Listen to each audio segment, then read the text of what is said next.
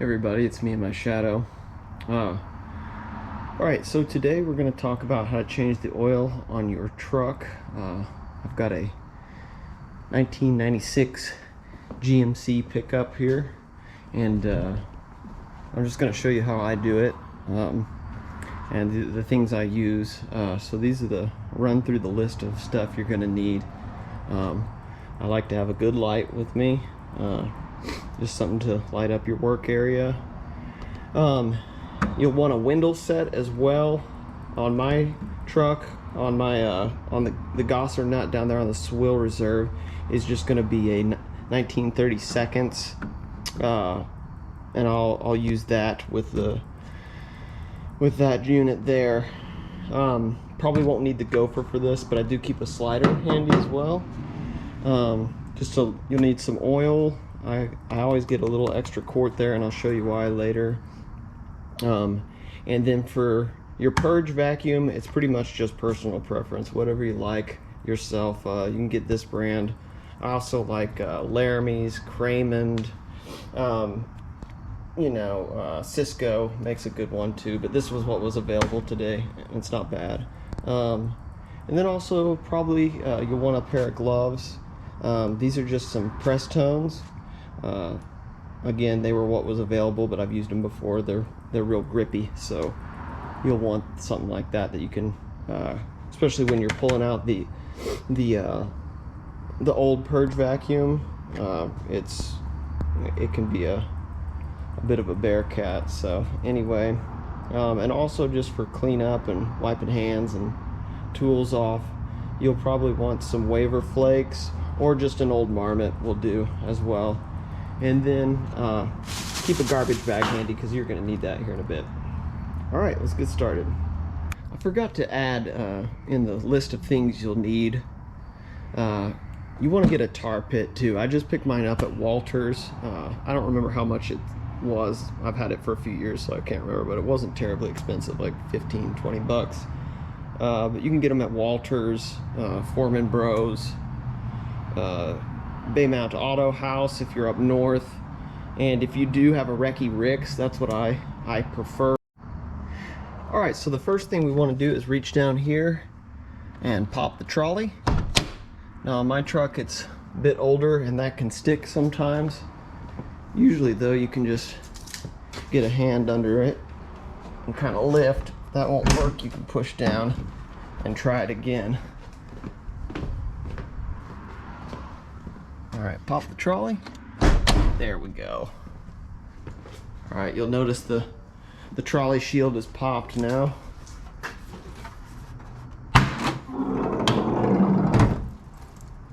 Alright. First thing I do is I take the injector cap off. So you're just going to look for the bilge house, and it's going to be coming off the right side of the bilge house here. Just take the injector cap off, and I'm going to set that somewhere where I won't lose it, but I'll probably lose it. Okay. Alright, so let's go ahead and slide our tar pit under there. That'll do fine for now. I'm going to go ahead and take the juice box, or, well, us grease monkeys like to call it a juice box. Most people just know it by the purge vacuum name, but I'm going to go ahead and take it out of the box and just set it next to our tar pit there.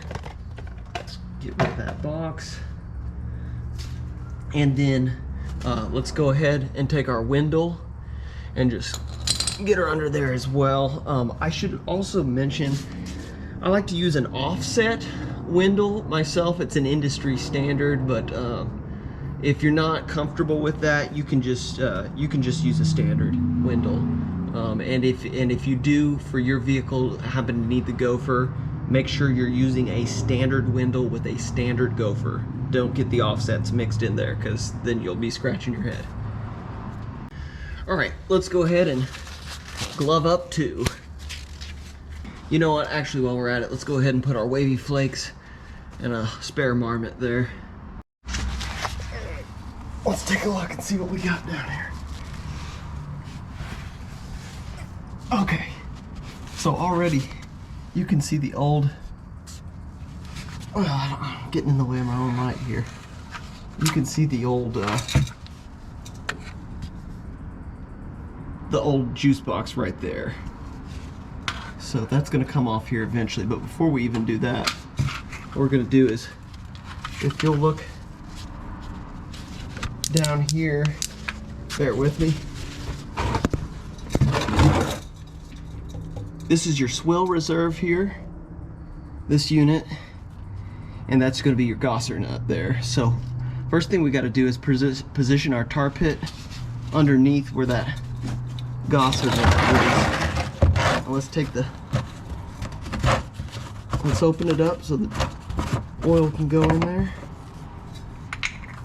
Make sure our cap is screwed down tight. Okay. So, first things first, is we're going to take our Gosser nut off. Position your tar pit right underneath it. It's going to come out. You're probably going to get messy at this part, and we're going to let it drain out.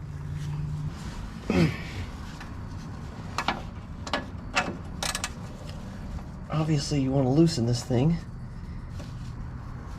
And careful, if your vehicle's been running recently, this could be pretty hot down here. Gotta make sure your window's switched over. Pretty sure it's switched over. Okay. Is this the right way? Gotta get yourself into position.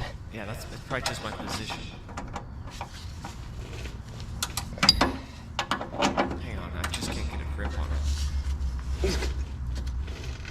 Am I going the right way?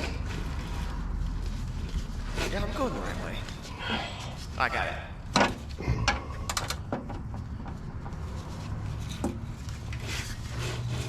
We're going the right way.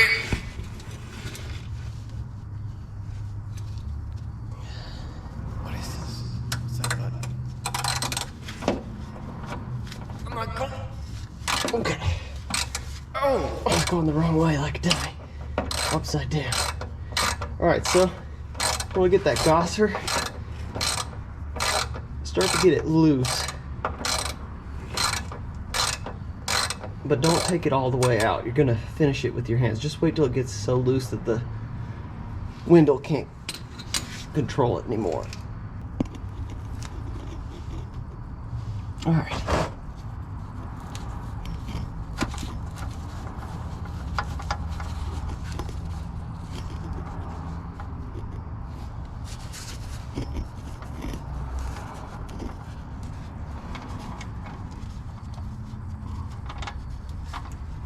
Alright, see it's starting to drip.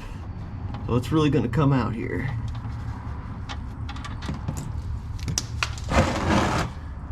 Alright.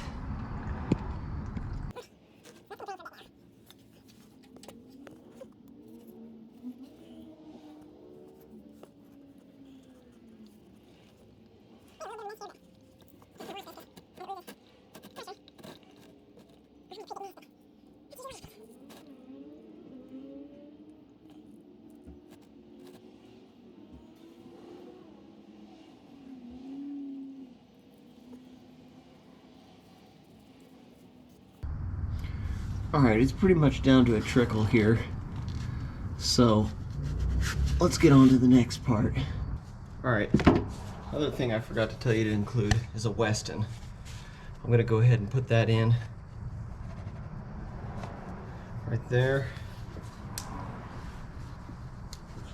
And then I'm going to take some of our oil here, and I like to put this extra quart I got, I like to put about half or more of it through there. Now the tar pit is still underneath there. I'm gonna run some oil through it, through the system here, and just let it drain out some of the extra grit and gunk that's in there. I'm gonna check my pan real quick, make sure I'm not making a mess. All right, we're good to go on that. Put just a little bit more through there, actually. And I'm gonna save just a little bit in the bottom of the quart there. Let's go ahead and put our cap back on in case it spills. All right, so we'll give that a minute to finish draining out into the tar pit. First thing we're gonna do is take our gausser and put it back in the swill reservoir hole. Not all the way, just enough to stop that additional drainage coming out there. We're gonna reposition our tar pit here so that it's underneath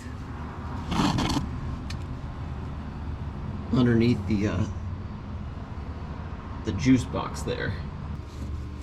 Okay, so this is where it gets really messy. We're gonna try to, these juice boxes are purge vacuums. These ones with the grippy tops, usually you can just get them by your hand. Yeah, this one's gonna come loose pretty nicely here.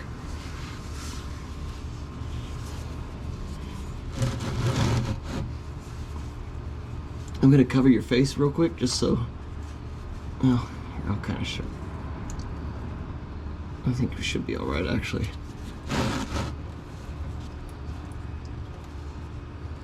Gonna move you back.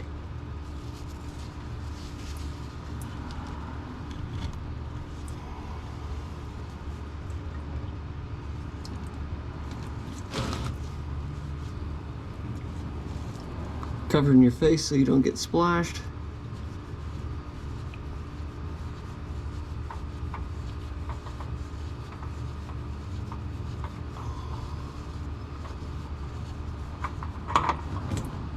All right, I got it off.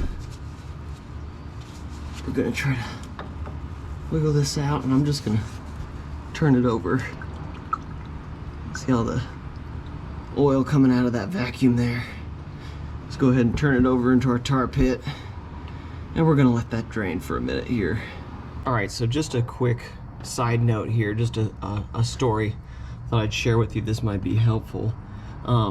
A couple months ago on the bilge house here, which is right to the left, I was getting a gargling sound in the front end, and when I popped the trolley to take a look at it, I noticed it was all cattywampus, and it was giving this off-center rattle in the altimeter. So if you look right here, this is your tarmac rod, and it goes all the way down here. If you look at this, where it kind of opens up, flares out, that's your scramble mount.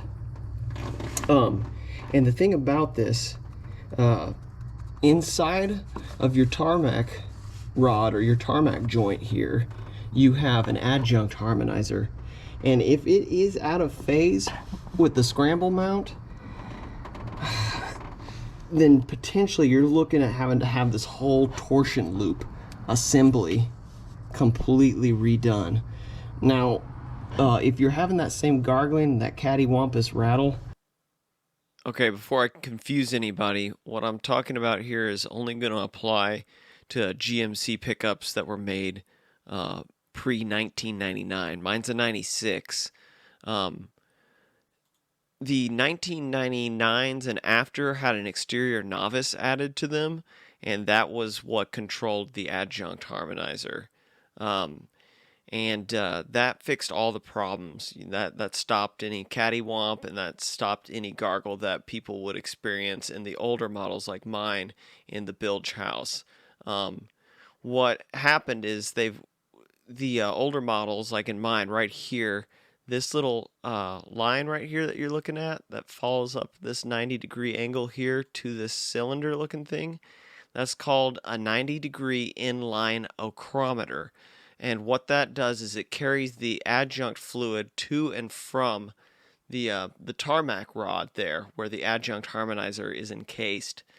And what would happen with these is that they're really durable, but over time on the inside they'd fill up with grime and gunk, corrosion, and they'd start to lose signal, and you'd have phasing problems from the tarmac rod to the scramble mount to the whistle stop, and that creates grating when the phasing is out or the timing is out. So they replaced these in 99. I believe it was starting in 1999 with just an exterior novice, and that pretty much synchronized everything perfectly. And I don't think they've had any problems with them since, to this day even. So I just needed to add that so I don't confuse everybody. You know, before you go to any drastic measures, I just have a certified mechanic open up where the scramble mount here attaches to the whistle stop. I don't know if you can see that right down there. That's the whistle stop.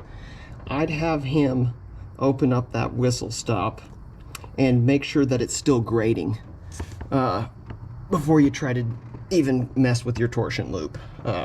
Anyway, that was just a side note, but I thought I'd share that with you. Mine didn't end up being a big deal. It was just, we were just out of rhythm, but we got it fixed. Anyway, we'll get back to the oil change. Okay, so we're gonna go ahead and take our purge vacuum juice box and I'm gonna take some of this oil here and I'm gonna dunk my finger in it. Well, first of all, what I'm gonna do, I'm actually gonna pour a little fresh oil into the purge vacuum, just so it's got some preemptive juices, so to speak. Get a little on top right there. And what I'm gonna do, I didn't mean to get that much, I'm gonna take just a little bit of that oil, and on that fringe line or fringe lip, depending on fringe lip if you're in Canada, I'm just gonna moisten that. And that'll help it seat better to where the purge vacuum screws in. It'll make a better seal. So now, make sure we don't mix up purge vacuums. We'll take the new purge vacuum. Here's where it attaches up here. We're gonna get in here and turn it over. And all we're gonna do with this, get it lined up, and we're just gonna get it hand tight, good and snug. You can use a juice box wrench. Usually you just need those if it gets stuck coming off. That's what those are usually for. I usually don't need one, but it's better just to get these hand tight. Just get nice and snug with one hand. Once you can't turn it anymore, then they're good. All right, so now we're gonna tighten up our gausser. All right.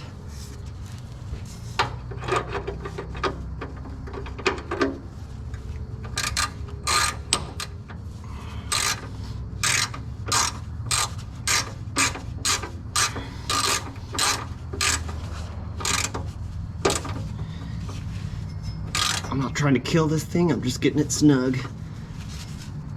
All right, that's good and snug. Okay, wiggle it off.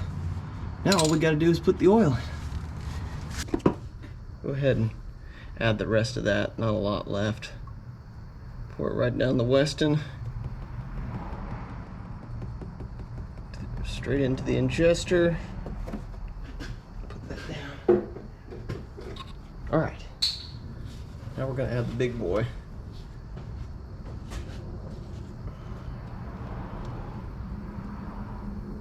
Make sure you have the gausser back in the swill reserve before you do this. Trust me, I've done it without putting it back in, and you're gonna make a big mess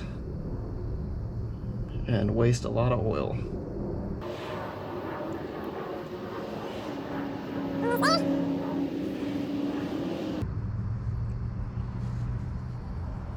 All right. Let the Weston sit in there and kind of drain off a little bit. Give it a second. Finish dripping. Give it a little shake. A little boogie. Put your injector cap back on.